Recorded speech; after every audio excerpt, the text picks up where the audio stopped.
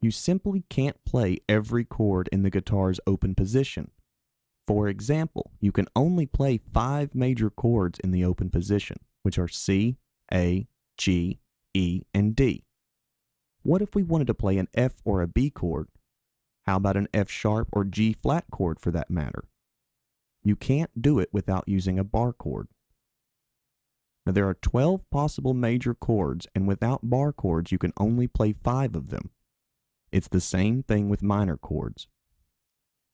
One of the great attributes of the guitar is that a guitarist can carry chord patterns up and down the fretboard to create new chords. Many of these movable chords are performed by creating what is called a bar with one finger. A bar chord is where we take a basic chord pattern and move it up the neck of the guitar to create different chords. For example, let's take the E chord pattern. To move the chord pattern up the neck, we create a bar with our first finger. This bar, in a way, replaces the nut of your guitar. The notes that were played open to produce the E chord will now be fingered with the bar that you create with your first finger. It's the same pattern, but now that we have moved the pattern up 1 fret, it's no longer an E chord. Now it's an F chord. The reason that we know it's an F chord is because of the root note.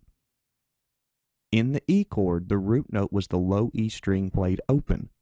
Now that we have moved the chord shape up 1 fret, the note on the first fret of the low E string is now the root note. That note is an F. Therefore, we know we're dealing with an F chord. This is one of the reasons why it is extremely helpful to actually know the names of the notes on the fretboard. We can then play all 12 possible major chords with one chord pattern by moving it up and down the neck. Now here's an A chord. The root note falls on the A note. See how simple that is? To play a bar chord, you must be able to hold all 6 strings down with one finger. This can be very difficult at first and may seem impossible to some novice students, but the muscles in your hand need a little training. Here's a simple exercise that you can do to help build up the strength to play bar chords. Simply place your first finger across all 6 strings at any fret. Position your thumb directly behind your first finger on the back of the neck.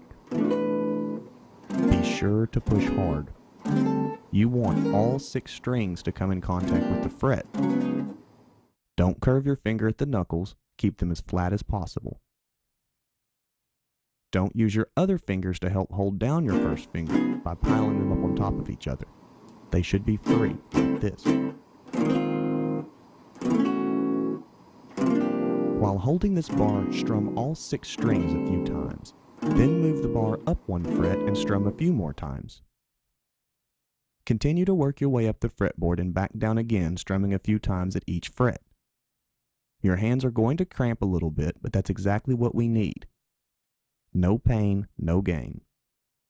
Perform this exercise over and over until you get to the point where there are no muted strings or buzzing and your hand doesn't hurt quite as much.